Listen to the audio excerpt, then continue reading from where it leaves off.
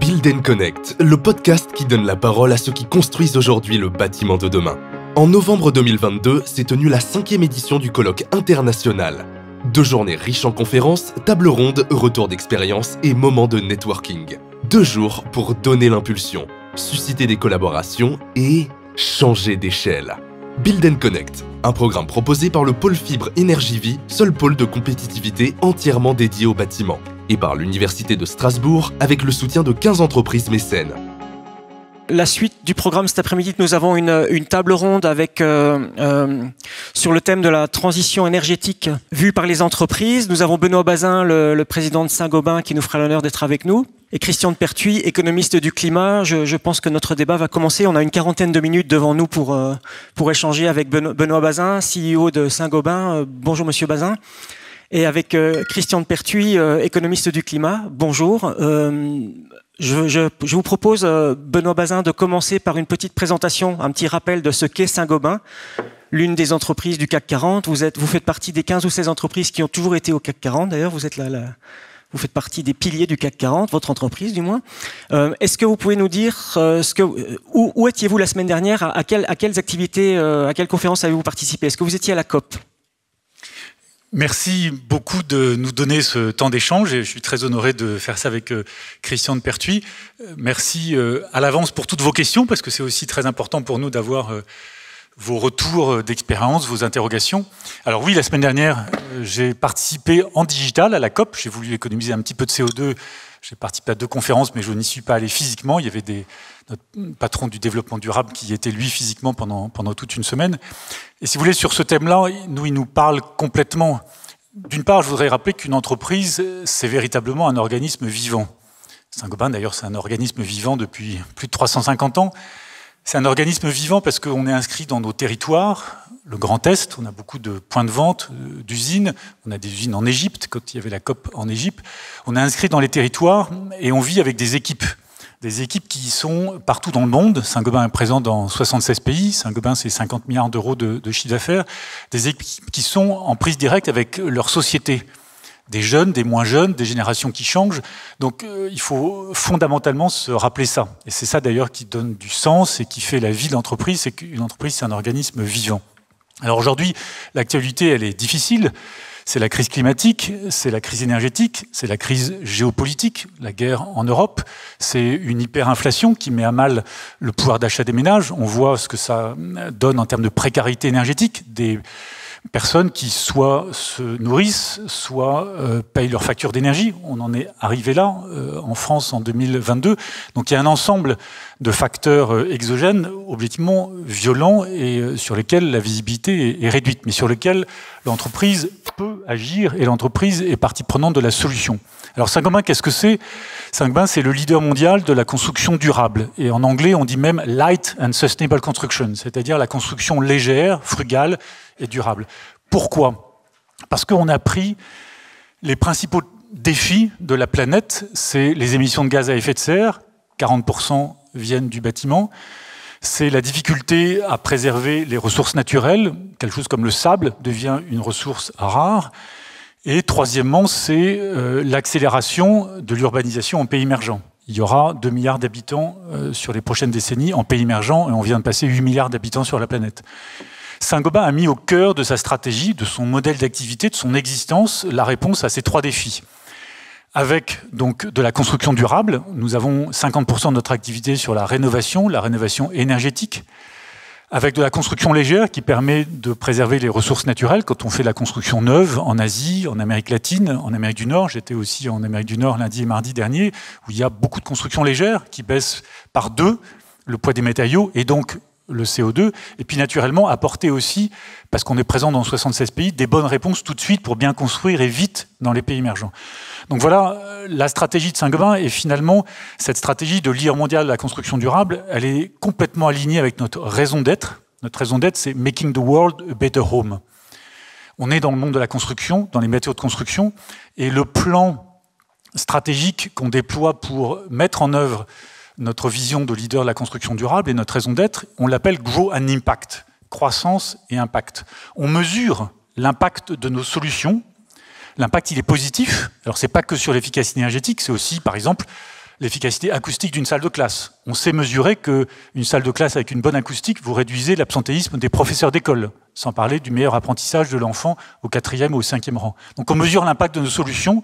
Plus il est positif, plus naturellement il y a de la croissance qui nous est demandée, et plus on fait de croissance dans un grand nombre de pays, plus on apporte un impact positif à la planète sur notre mission de la construction durable. 40% des émissions de gaz à effet de serre, c'est le bâtiment.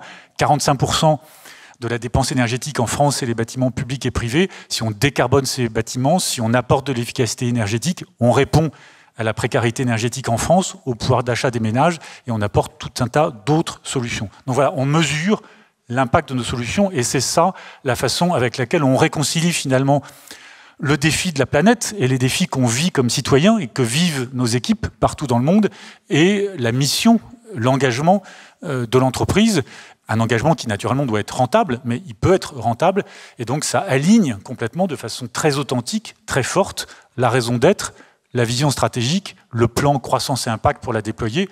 En plus de ça, on fait ça par pays, on est organisé par pays, avec des équipes qui sont natives de leur pays, un Vietnamien au Vietnam, une Polonaise en Pologne, et donc il y a une proximité avec l'écosystème des équipes comme des clients qui est très forte. Donc je m'arrête là dans l'introduction, merci. Mais on est au cœur de ce débat, et ça donne du sens à nos actions, c'est la stratégie de Saint-Gobain. Alors, monsieur Bazin, vous laissez entendre que la croissance sera synonyme de décarbonation des activités, c'est bien ça? Quand on regarde l'impact d'une solution de Saint-Gobain, on a naturellement des émissions de CO2. On a 10 millions de tonnes de CO2 scope 1 et 2, qu'on a réduit d'ailleurs de 23% entre 2017 et 2021, malgré la croissance. Et même si je rapporte ça à la rentabilité de Saint-Gobain, on a baissé de 50% la part de CO2 dans un euro de résultat de Saint-Gobain. Donc on peut faire de la croissance tout en décarbonant. On accélère par exemple sur l'économie circulaire.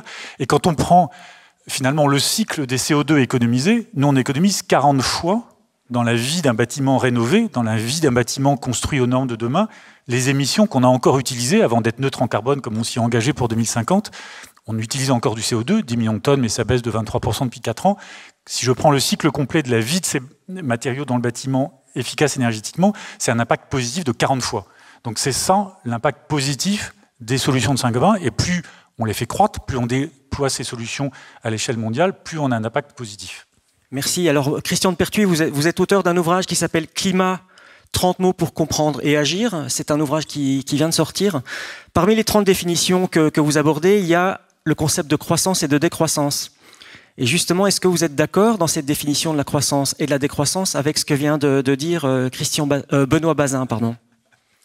Non, je ne m'appelle pas Benoît de Pertuis, hein, c'est Christian de Pertuis. Christian de Pertuis, Benoît Bazin. Voilà. Bon, merci beaucoup de votre invitation. Je suis ravi d'être avec vous aujourd'hui. Je vais essayer de répondre en même temps à votre question et celle qui est le titre un peu de ce dialogue, crise écologique, une opportunité pour une vision long terme de l'entreprise. Moi, je pense que ce qui me choque un tout petit peu là-dedans, c'est le terme opportunité. Je dirais plutôt c'est une nécessité ou un impératif. Parce que la crise climatique contraint et va contraindre de plus en plus l'ensemble des entreprises à intégrer le long terme avec le réchauffement climatique pour 2 raisons. Première raison, les impacts du réchauffement climatique sont déjà là et nous savons qu'ils vont être de plus en plus forts pendant au moins 2 à 3 décennies. C'est ce que nous disent les experts réunis dans le groupement intergouvernemental des experts climatiques, le GIEC.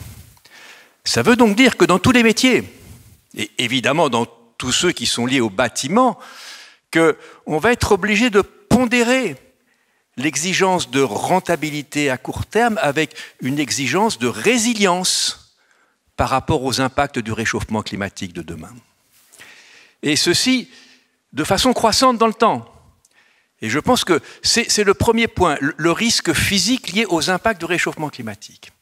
Et puis il y a une deuxième raison qui va contraindre les entreprises à intégrer cette vision du long terme, c'est évidemment la décarbonation du système productif, qui est une exigence absolue. À la COP, la semaine dernière, on a vu que nous ne sommes pas encore dans les clous pour viser un réchauffement de 2 degrés. Alors, a fortiori pas pour un réchauffement de 1,5 degré. Et donc, il va falloir amplifier ces efforts de décarbonation.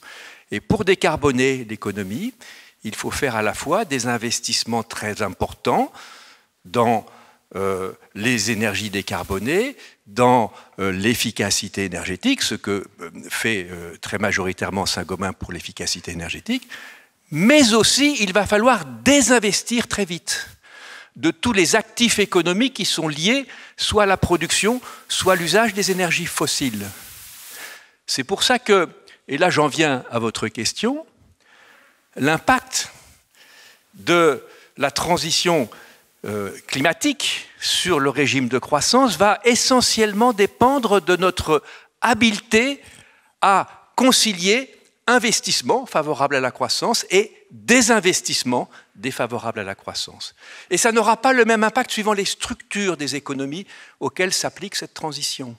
Si vous êtes dans une économie qui est très fortement liée à la production et à l'exportation d'énergie fossile, la transition a un coût beaucoup plus élevé que si vous êtes, comme c'est le cas de l'Europe et de la France, dans une économie où nous avons beaucoup encore d'actifs économiques qui sont liés à l'usage des énergies fossiles, mais relativement peu à la production et l'extraction des énergies fossiles. Donc, en conclusion, dans le cas de la France et dans le cas de l'Europe, je crois que l'incidence de cette transition sur le régime de croissance va dépendre essentiellement de notre aptitude à transférer, à reconvertir des actifs économiques qui sont liés aujourd'hui aux fossiles vers le décarboné. Et pour l'entreprise, ça veut donc dire que, et je termine, l'impact du réchauffement climatique, ça exige d'intégrer le long terme avec les deux notions résilience et décarbonation à long terme, qui ont des impacts sur la rentabilité, qui ne sont pas toujours positifs, mais ça implique aussi une extraordinaire agilité pour pouvoir très vite et très rapidement faire la transition, la flexibilité, la reconversion des actifs d'hier vers les seuls actifs qui seront ceux en place demain, à savoir les actifs décarbonés. Alors une autre définition que vous abordez dans cet ouvrage, Christian de Pertuis, c'est la norme. La norme au sens norme d'application volontaire, mais aussi au sens de loi. Quelles sont les normes et les lois les plus efficaces, les plus efficientes pour aboutir à l'objectif commun ? Vous voyez comment il inverse hein, le rôle du prof et de l'étudiant, parce que maintenant c'est moi l'étudiant, hein, j'adore ça. Hein. Alors, je m'y attendais pas, à vrai dire, j'étais pas prêt. Hein. Alors, effectivement, pour accélérer la transition, on ne peut pas uniquement compter sur le jeu du libre fonctionnement des marchés des entreprises. Il faut que les pouvoirs publics, l'autorité publique donne des orientations. Et il y a deux grands types d'orientation. Il y a l'orientation par les normes. Je pense que... dans le secteur de la construction, vous les connaissez beaucoup mieux que moi. Du reste, on n'a pas discuté 5 minutes à l'entrée, que déjà on discutait sur les normes et la façon dont on les applique. Parfois, c'est un peu désagréable et pénible parce que ça a parfois des côtés un peu bureaucratiques dans l'application, mais il faut des normes pour rediriger, par exemple, dans la construction, le bâtiment vers le bâtiment décarboné. Mais il y a un autre instrument très utile pour la décarbonation, c'est la tarification carbone, qui peut prendre la forme soit d'une taxe, soit des systèmes de quotas d'émissions, qui visent à renchérir le coût d'utilisation du CO2 d'origine fossile. Et donc, si vous voulez accélérer la transition, il faut évidemment renchérir le coût d'utilisation du pétrole, du charbon et du gaz pour aller au plus vite vers l'efficacité, une dose de sobriété et des systèmes décarbonés. Alors le coût du CO2, le prix du CO2, donc l'ETS dans le jargon européen, on est à 500 mètres du Parlement européen, ici on en entend parler souvent. Quel est le juste prix pour une tonne de carbone et à quel prix l'avez-vous évalué dans vos prospectives ? C'est intéressant ce que vient de dire Christian de Pertuis parce que alors il y a aussi une réponse très forte de l'entreprise, c'est de s'adapter avec beaucoup d'innovation. Par exemple, Saint-Gobain, on a fait 2 premières mondiales cette année. On a fait 6 jours de production zéro carbone de verre plat dans une usine des Hauts-de-France. C'était quand même l'équivalent de 100 000 fenêtres, donc c'était pas juste pour couvrir cette table. Et on a fait aussi une première mondiale dans une usine en Suède de fabrication 300 000 m² de plaques de plâtre zéro carbone. Donc l'innovation est une réponse au changement de produits ou de process dans l'entreprise.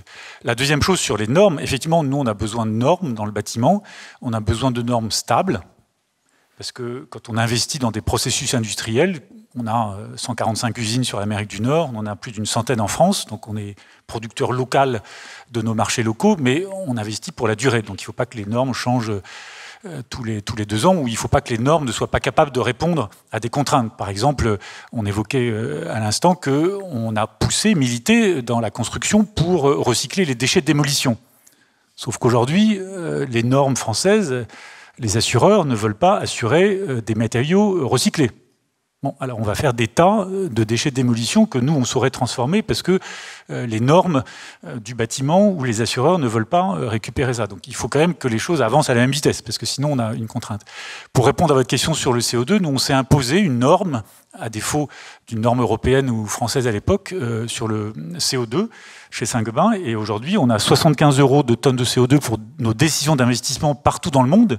Même si ça n'existe pas en Inde, on investit sur un récupérateur de chaleur, sur un four verrier en Inde. Si on ne met pas le coût de la tonne de CO2, de la chaleur perdue, il y a des retours sur investissement de 8 ou 10 ans, donc on ne les fait pas. Si on applique la tonne de CO2, le retour sur investissement est de 3 ou 4 ans, et donc on le fait.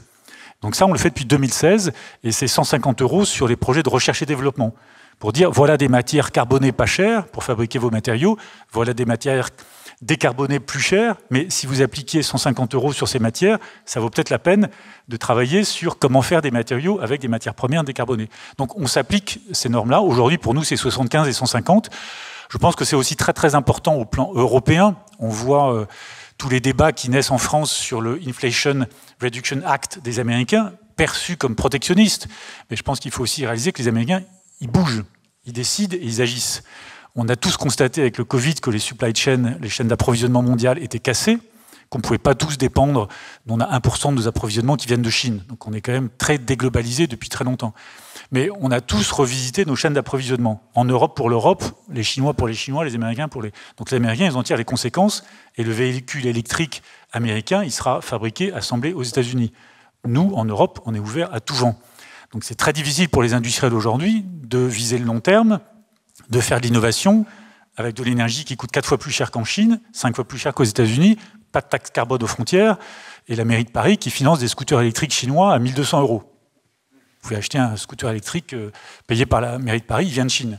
Donc il y a un moment où il faut être un tout petit peu cohérent parce que sinon, c'est pas possible d'investir avec des normes qui changent ou qui sont pas en cohérence les unes avec les autres, je viens d'en parler, ou avec une Europe qui est ouverte à tout vent ou qui décidera dans 5 ans qu'il faut traiter le sujet de l'électricité, par exemple, qui a un prix aberrant aujourd'hui en Europe. Mais ça fait 15 ans qu'on le dit, là, on est en train de mettre toute l'industrie par terre. Donc il faut agir vite sur les normes, sur le CO2, et raisonner quand même de façon européenne, parce qu'on a besoin de protéger l'économie, l'industrie européenne, sinon on va sur une paupérisation de l'Europe à toute vitesse.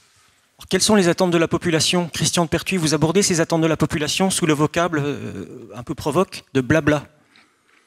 Alors, c'est pas n'importe quelle population qui dit blabla, c'est la jeunesse. Hein, c'est Greta Thunberg qui, à la COP26, à la fin de la COP26, lorsqu'on lui a demandé de faire le bilan de la COP, elle a dit blablabla. Bon, je pense que le mouvement de la jeunesse a un côté un peu désagréable pour, on va dire les vieux de ma génération, puisque ils nous disent vous n'avez rien fait. Bon.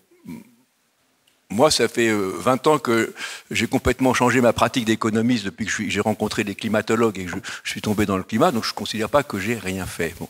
Ce que nous dit ce mouvement des jeunes, je pense que c'est très différent. Il nous dit, au fond, le climat qu'on connaîtra demain, nous le faisons aujourd'hui, et nous connaîtrons ce climat. Le climat qui fera en 2050, il est très largement joué par le stock de gaz à effet de serre qui est déjà dans l'atmosphère. Ce point est très important. Ce qui réchauffe la planète, c'est le stock, c'est pas le flux. Et agir sur un stock, c'est beaucoup plus compliqué que d'agir sur un flux. Vous en savez quelque chose, vous autres qui êtes dans le monde de la construction, puisque, par exemple, le flux de logements neufs, c'est moins de 1% du stock. Donc, décarboner le stock, c'est autrement plus compliqué que décarboner le flux. Mais ce que nous dit surtout cette jeunesse, c'est que lorsqu'elle aura mon âge, et lorsque la génération de 2020 aura mon âge, c'est-à-dire quelque part vers 2080, là, le climat sera complètement différent suivant ce qu'on fait dans les décennies prochaines. Et c'est vrai que ça porte une espèce d'angoisse. une espèce d'inquiétude de la jeunesse qui est extraordinairement motivée. Donc je pense qu'il faut écouter cette jeunesse, et ce qu'elle nous dit effectivement, c'est que nous connaîtrons, enfin je dis nous comme vous avez tous le même âge dans la salle, je considère qu'on n'est pas très éloignés l'un de l'autre, hein, et on va dire que nous, notre génération, bon, on connaîtra peut-être le climat en 2050, mais pas celui de 2080.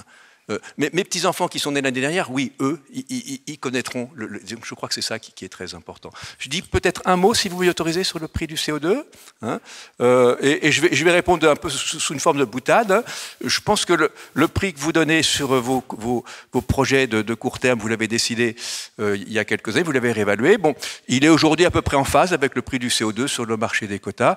Mais ce qui me paraîtrait le prix cible le plus intéressant, c'est évidemment celui que vous utilisez pour vos investissements de recherche et développement. Et donc, si je peux me permettre une question, c'est quand est-ce que vous passez à 150 sur l'ensemble de vos investissements? Alors, on est déjà passé de 50 à 75 il y a 18 mois, mais vous avez raison. Là, vous détournez de la question, là. Non, après, il ne faut pas se mettre hors marché. C'est un peu ça. Hein. On ne peut pas se mettre hors marché. Par exemple, on prend d'ores et déjà des décisions qui sont, en termes de rentabilité, pas forcément les bonnes. On a signé en l'espace des 18 derniers mois 5 accords de ce qu'on appelle les PPA, Purchasing Power Agreement. C'est des achats à terme sur 15 ans d'énergie verte.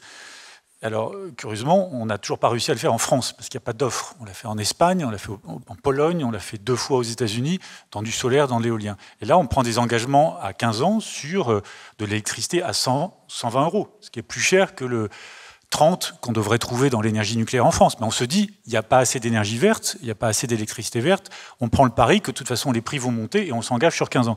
Mais ce sont des décisions non rentables à très court terme aujourd'hui de se dire, l'année prochaine on va payer de l'électricité verte en Espagne à 120 €. Donc on prend ces décisions en anticipation de phase parce qu'on se dit qu'il vaut mieux être les premiers que les seconds ou les avant-derniers. Il faut de toute façon apprendre le système, ça nous rendra meilleurs. Moi je vois tous ces sujets, non seulement c'est l'ADN du groupe et notre stratégie de décarboner le bâtiment, de répondre aux sujets de construction efficace et durable dans les pays émergents et de préservation des ressources naturelles.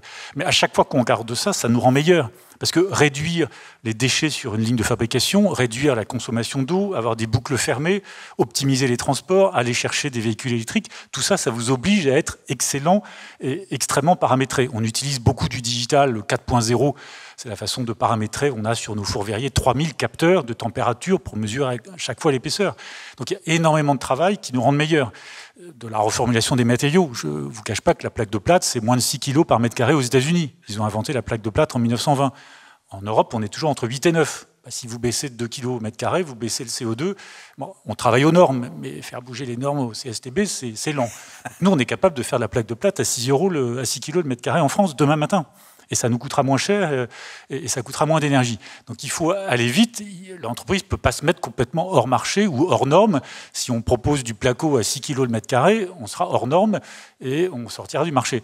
Donc les industriels, ils bougent vite, ils innovent, ils ont des équipes qui poussent beaucoup, y compris les jeunes qu'on mobilise énormément. On a par exemple un fonds interne du carbone pour mobiliser toutes les initiatives, en plus de celles qu'on fait, parce qu'on dépense 150 millions d'euros par an sur les investissements de décarbonation du process, hein, donc des investissements dont les paybacks ne sont pas toujours excellents. Et puis on a des fonds internes pour tout un tas d'initiatives individuelles. Ça va enlever toutes les bouteilles en plastique chez Saint-Gobain ou tout ce qu'on fait en véhicules électriques, etc. Et on a eu plus de 1000 en l'espace d'un an. Donc on a aussi mobilisé les plus jeunes de Saint-Gobain de façon très, très forte et c'est ça qui nous rend meilleurs. Vous avez parlé lors du salon Batimat, Benoît Bazin, d'un plan Marshall de la rénovation. Qu'est-ce que vous attendez de l'État ? Il y a aujourd'hui en France 5 millions de passoires énergétiques. C'est des personnes qui, encore une fois, doivent choisir maintenant entre se nourrir ou grelotter.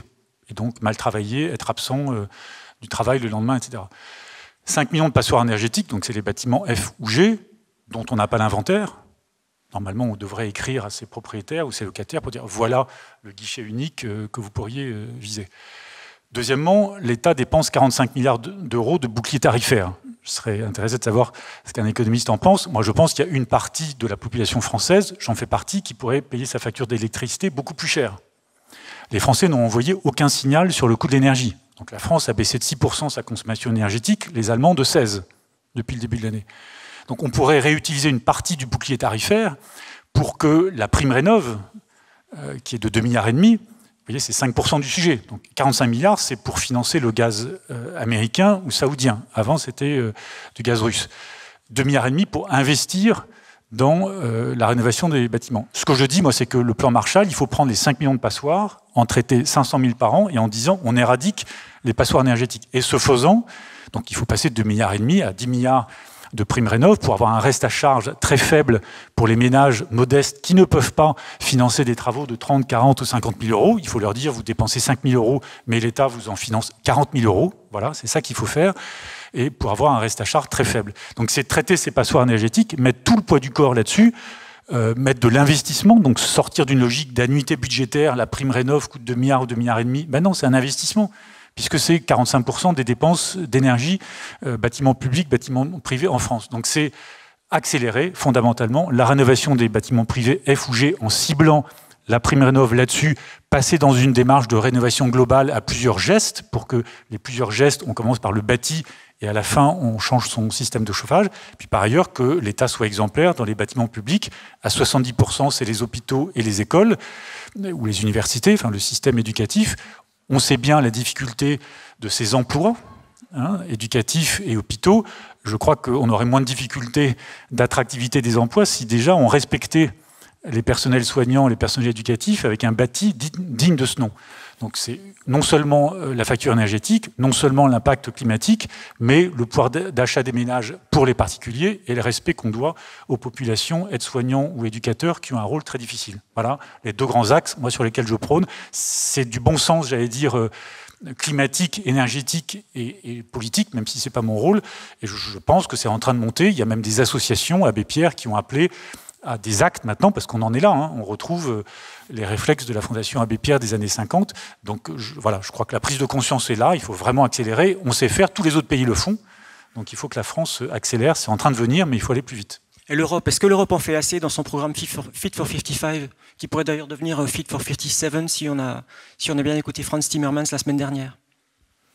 Alors, l'Europe nous donne un cadre, mais encore une fois, tous ces sujets-là, ils se traitent au plus près des gens, au plus près des bâtiments. L'Europe nous dit d'accélérer, de doubler ou tripler la rénovation énergétique des bâtiments, y compris les bâtiments publics, effectivement avec des ambitions plus fortes. L'Europe nous dit d'avancer. Ensuite, il faut que tous les États le fassent. Quand on regarde la ville de Stockholm qui va être neutre en carbone en 2030, ce n'est pas interdit en France, à Strasbourg ou ailleurs, d'être neutre en carbone. Donc il faut avancer vite, et je crois que toutes les collectivités peuvent le faire. Et si vous voulez, la chance qu'on a dans le monde de la construction, c'est que les solutions techniques existent. Vous demanderiez aux industriels de la construction de faire une maison passive, on sait le faire.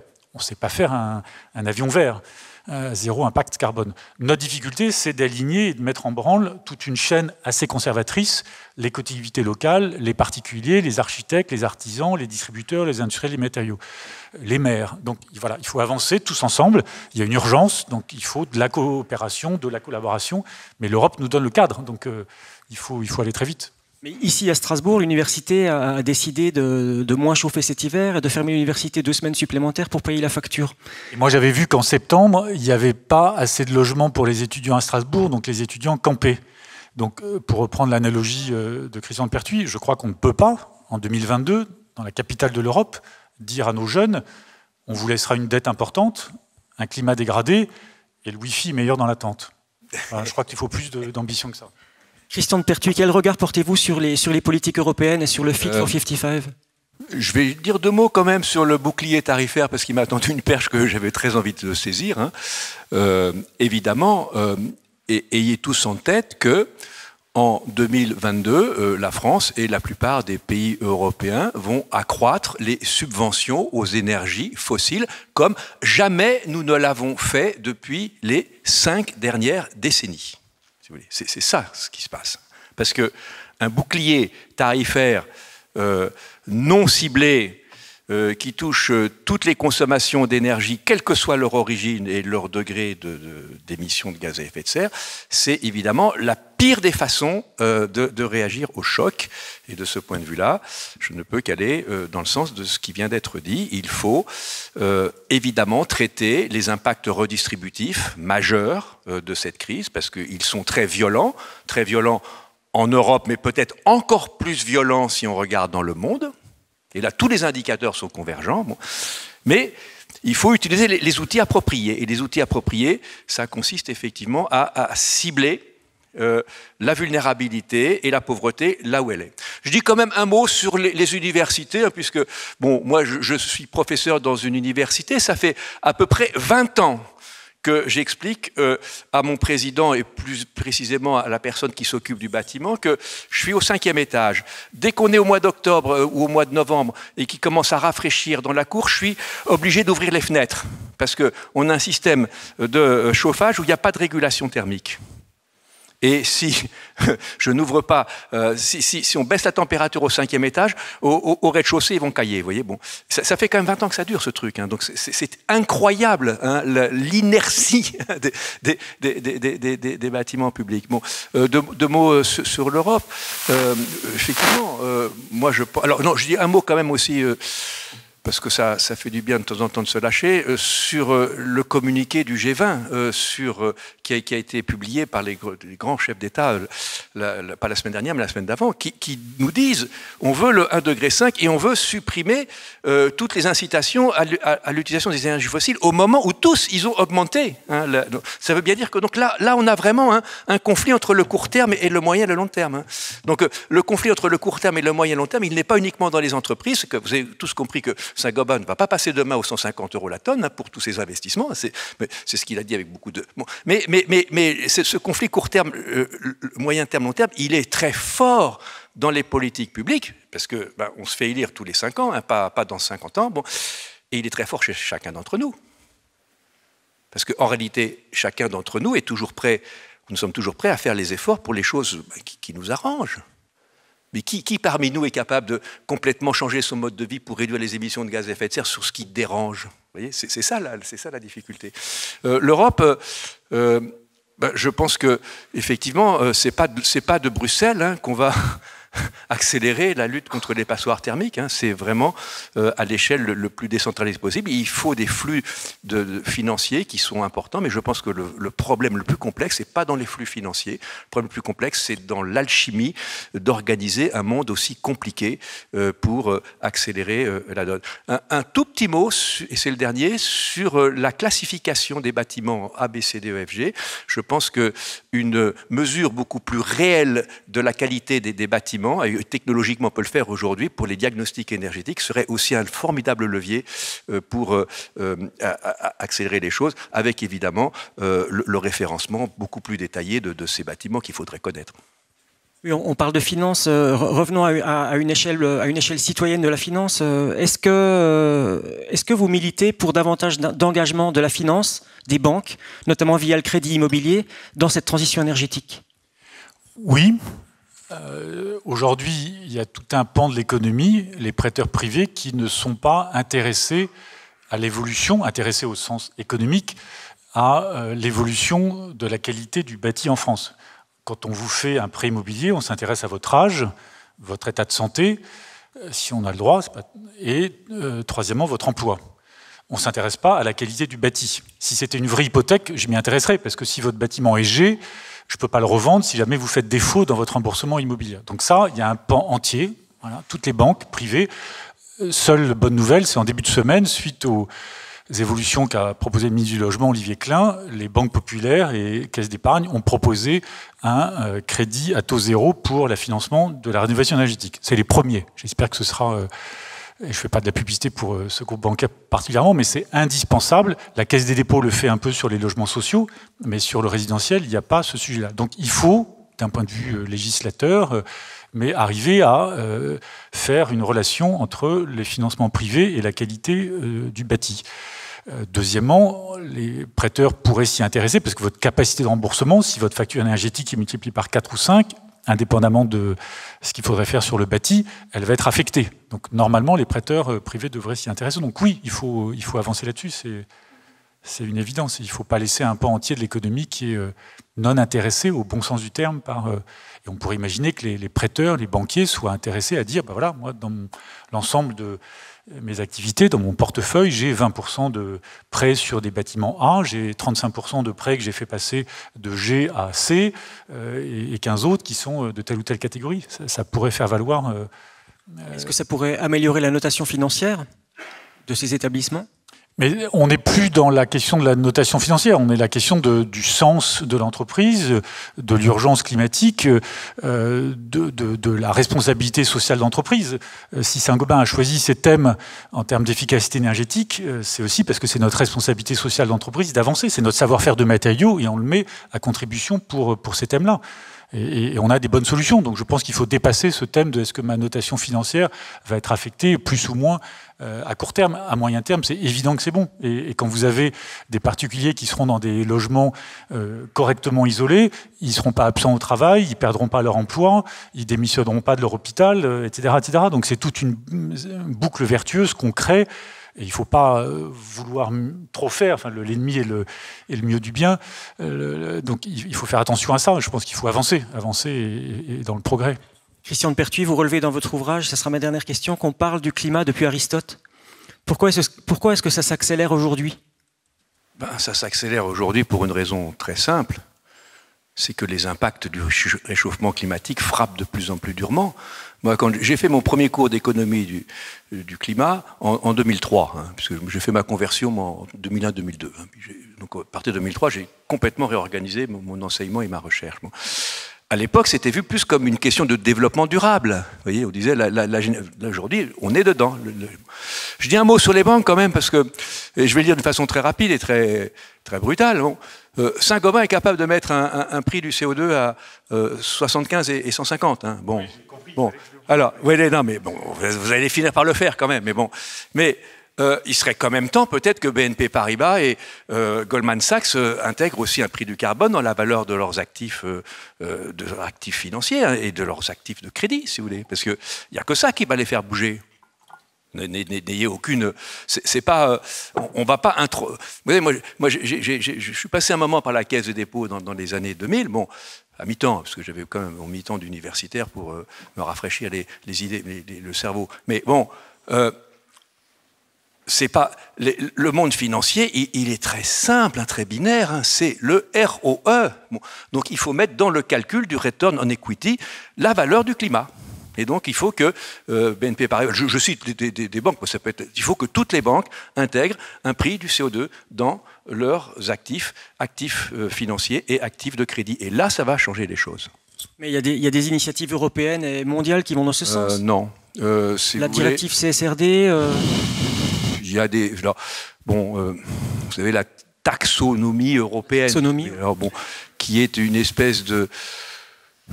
Je vais être un peu rapide, mais c'est une espèce de construction horriblement compliquée, puisqu'on imagine qu'à partir d'une décomposition sectorielle des activités, plus on va affiner les secteurs, plus on va se rapprocher des émissions. Mais c'est complètement faux.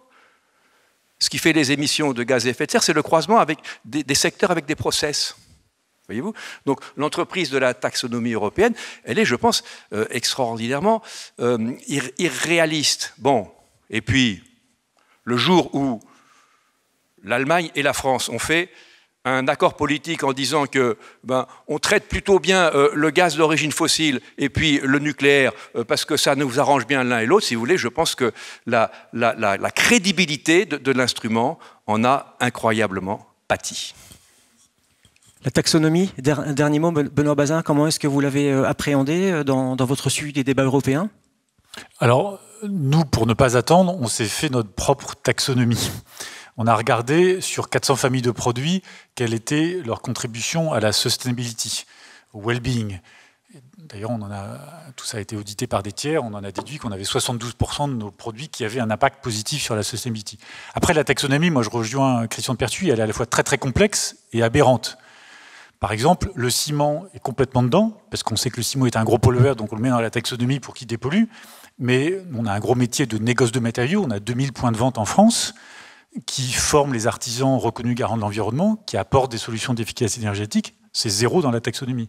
On sait bien qu'on ne peut pas vendre des matériaux de construction, de Sopremat, Saint-Gobain ou d'autres, si on n'a pas des artisans pour les mettre en œuvre, et si on ne forme pas les artisans aux nouveaux métiers. Donc, bon, c'est une aberration, on discute pour la corriger, mais je ne suis pas sûr qu'elle soit corrigée. Donc, il faut avancer, il y a des normes, on navigue avec, mais voilà, je crois qu'il ne faut pas non plus...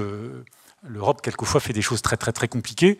La taxonomie européenne, pour l'instant, elle n'a pas complètement atterri sur quelque chose qui fait bouger les curseurs. Donc, c'est quand même ça l'objectif.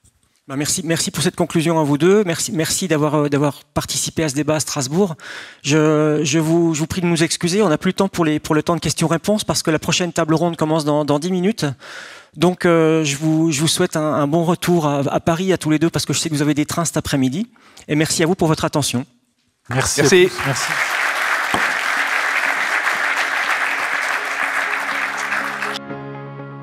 Rejoignez-nous dès maintenant pour faire partie de ceux qui agissent et retrouvez tous nos contenus sur notre plateforme communautaire www.buildandconnect.eu.